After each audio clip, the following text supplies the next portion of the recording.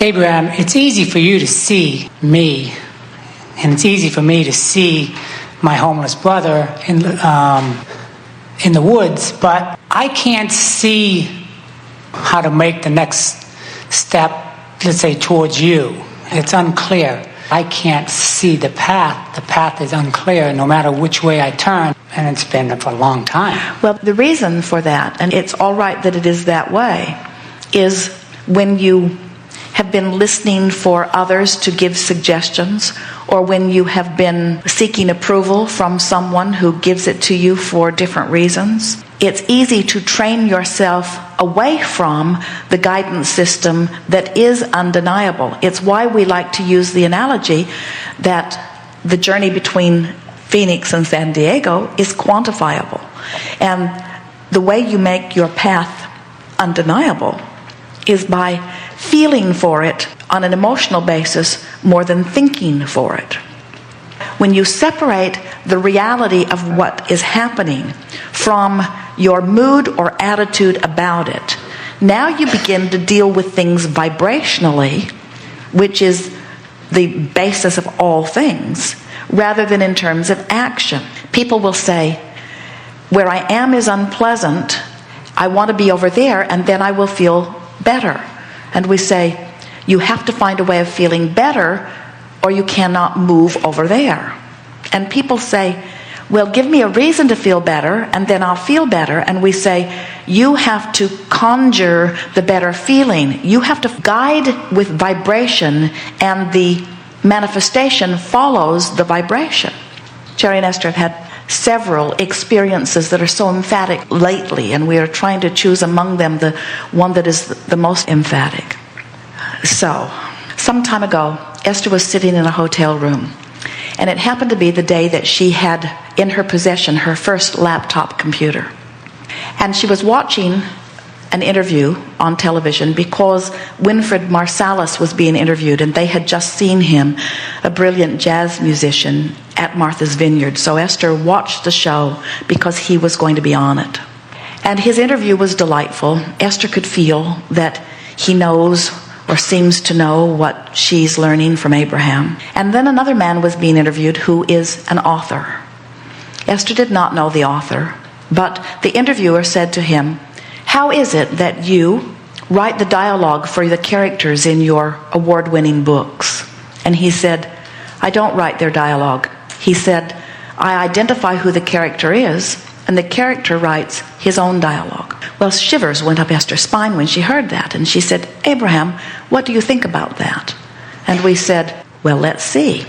Open your computer. So Esther opened her new computer, opened a word processing program, and we began to describe to Esther Sarah, a little girl who lives in a mountain town. So Esther took about 3 or 4 pages of dictation as we described who Sarah is and how she feels in her town. And then we said to Esther, listen. And so Esther just sat there and listened, and she heard the words. Sarah lay in her bed, disappointed to find herself awake. And off she was going with this new book. So Esther wrote for about an hour that night and received the first 2 or 3 chapters of the first Sarah book. There is a series of them happening now, you may be aware. And then Esther got busy with Jerry doing all kinds of things and didn't think about this again for a week or 2 or 3 or 4. Then they drove to San Diego. And while they are in San Diego, they are staying at a hotel, and across the street from the hotel is an industrial park. And in the industrial park is a beautiful Zen garden, a beautiful walking trail. And so Jerry and Esther for years have gone there when they are at that hotel, and they take their walks in these beautiful gardens.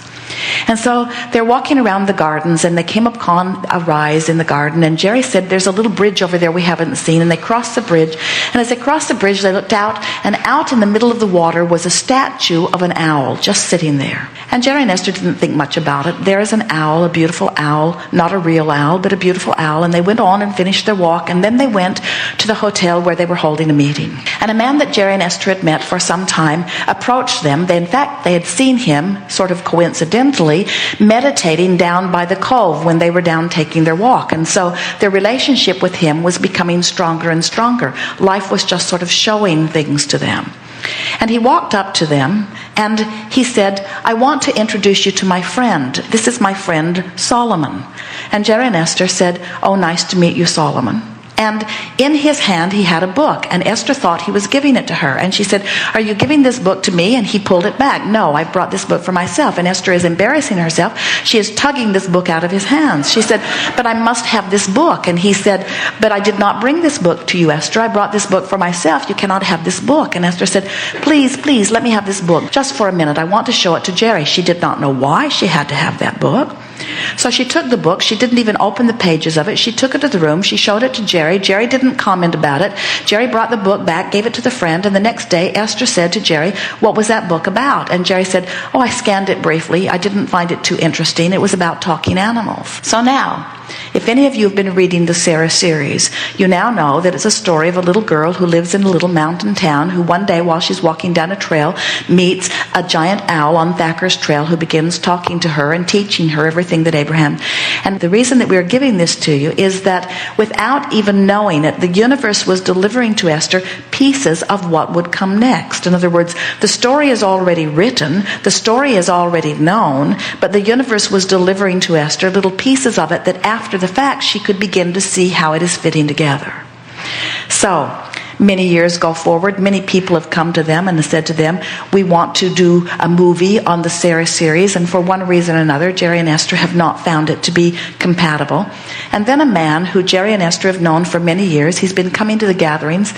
Jerry's been saying, I believe that there's something for us to play with Stuart.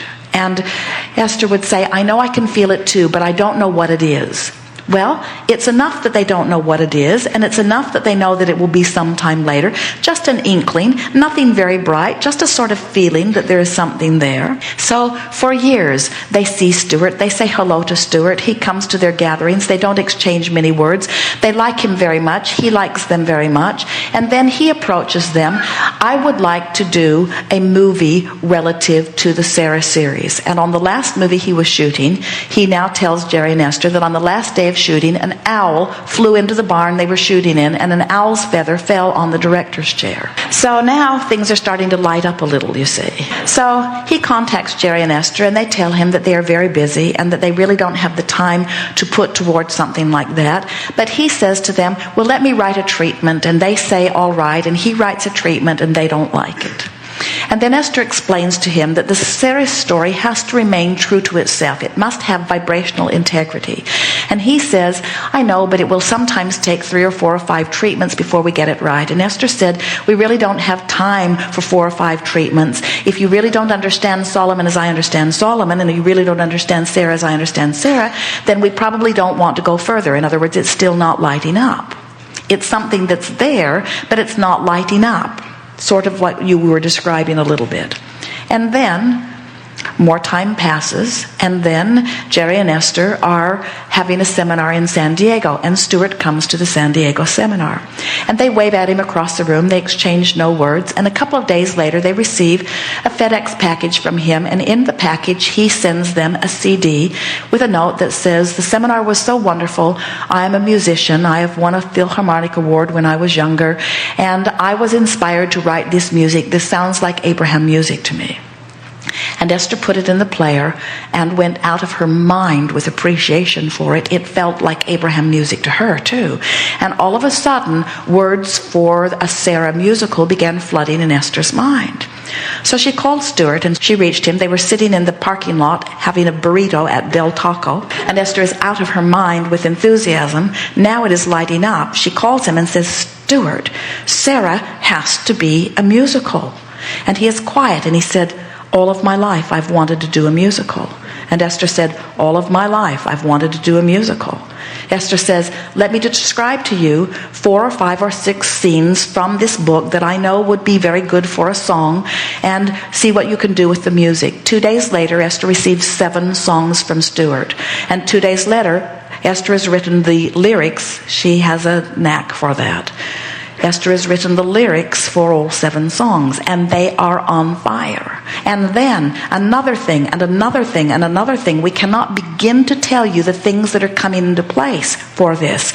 It's not effort. It is that suddenly it's right in front of you, and as you see it, your enthusiasm for it is so intoxicating that to say no to it would be out of the question. In other words, it's already in vibrational escrow. Long before Jerry and Esther knew Stuart and his musical were in their vibrational escrow. Long before Stuart knew Jerry and Esther or had read the Sarah series, all of that was in his vibrational escrow. And all of them have been in the process of coming into alignment with who they are, getting their life in the place that it needs to be. And suddenly, when everything is lined up right, then things start to show up. And until then, you're right to pass on them. You see what we're getting at?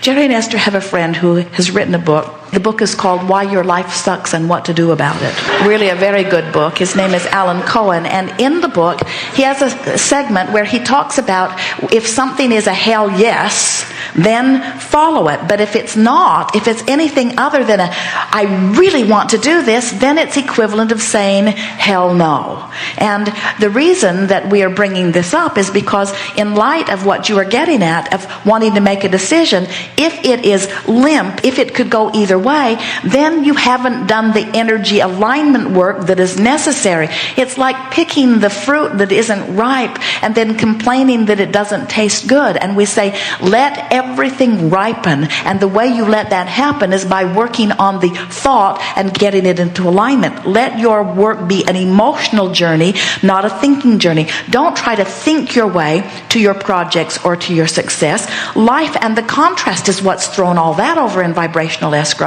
Every day that you're living and you know what you don't want, you put another piece of what you do want in it. All of these pieces that you are throwing over there into this vibrational escrow are melding together. The source energy you is becoming them, and the picture is beginning to form, and you don't have to figure out or dictate the path through which this stuff will unfold. All you have to do is do your best to chill out, do your best to feel good, do your best to appreciate, do your best to feel as good as you can feel, and what's percolating over there in vibrational escrow will say, hey, look over here. And when you look, you won't say, oh, I'm wondering about this. Esther didn't listen to this music and say to Jerry, what do you think about this? She didn't call Stuart and say, what do you think about this? Or, hey, I had an idea I wanted to run by you. She screamed at Jerry, this is what I've been waiting for. He's who I've been looking for. This is how this must be. Before they had even left the parking lot, Esther had seen the whole thing in her mind's eye. By the time she reached Stuart, there was no way he could have turned away from that. And no way that he would have wanted to turn away from it, because it was already over there in his vibrational escrow too. You see what we're getting at? There is no possible way that you are not creating wonderful things. But there is a possibility of any of you being so tied up in the details of whatever it is that you are living that you're holding yourself vibrationally just out of sync with what is lighting up. Everything has the potential of lighting up and lighting up fast. What your life is supposed to be is just a series of saying, oh, that's the best idea I can find from here, and oh, that's the best idea I can find from here, and oh, that's the best idea I can find from here. And what begins to happen is you begin deliberately turning in the direction of the thoughts that feel better and better and better, is that the things that light up are bigger and bigger and bigger and more and more and more exhilarating as they light up. You get the sense of what we're talking about? Life is supposed to be fun and will be. It was never supposed to be a struggle. So when you say, I can't tell which decision to make, what that always means is there hasn't been enough reaching for the thought that feels best to come into true alignment with what's already over there in your vibrational escrow. Do you believe us when we say that because of who you were before you were even born, and who you have become as a result of the contrast that you've been living, that there are things ready to pop that would just knock your socks off on every subject in the world? I'm going to say yes, but the message is unclear. And I find that after the fact, when it's gone, the message has gone by me. Well, that after the fact thing, you see, what you're thinking and feeling and what manifests are always a vibrational match. So if you wait until something happens before you see it, we call that post-manifestational awareness. That's like it has to manifest before you're able to decipher it. But if you are paying attention to the way you feel, you can decipher it before it actually manifests, and that way you don't miss it.